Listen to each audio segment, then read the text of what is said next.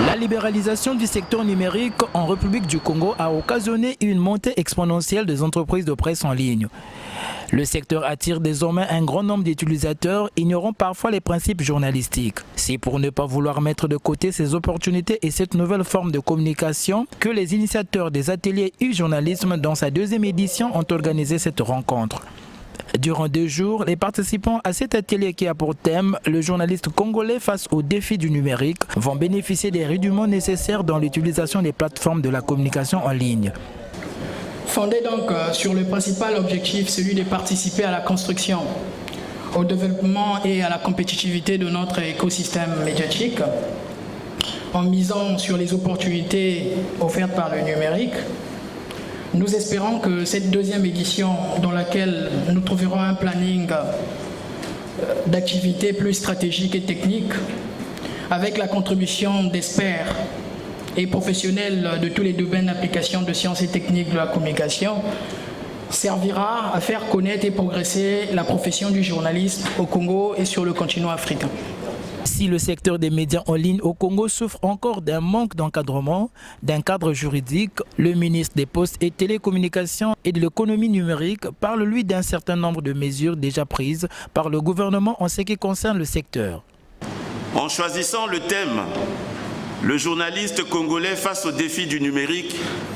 vous posez la problématique de l'adaptabilité, de la valorisation et de la responsabilité des journalistes face aux défis qu'imposent les évolutions fulgurantes du numérique. Au nombre de préoccupations des journalistes en ligne à cet atelier figure bien entendu l'accompagnement, l'encadrement et la reconnaissance de leur travail, surtout par le Conseil supérieur de la liberté de communication. En tant que patron de la communication au Congo, Thierry Mongala, intervenant par visioconférence, n'a pas manqué de rappeler l'importance d'une telle rencontre et encourage les organisateurs pour cette volonté de vouloir former les journalistes. Très active sur les réseaux sociaux, Céleste s'est dit satisfaite quant à la démarche élaborée par Michael Gatté, promoteur de cet atelier. Être à cet atelier, pour moi, c'était fondamental, même une urgence. Parce qu'en tant que journaliste en ligne, il fallait marquer sa présence. En tant que blogueuse, il fallait marquer sa présence parce que cet atelier me parle et parle à toutes les personnes qui sont dans mon domaine. Personnellement, mes attentes sont surtout au niveau des data, donc le numérique, donc qu'il y ait rabais parce que nous utilisons en temps réel la connexion Internet, mais on le sait très bien aussi que les fournisseurs ou les opérateurs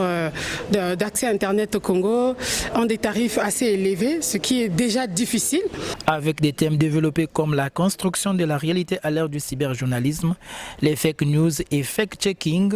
la presse en ligne et cadre juridique, le monitoring des médias, les organes de presse en ligne sortiront de là outillés pour affronter un monde numérique en perpétuelle mutation.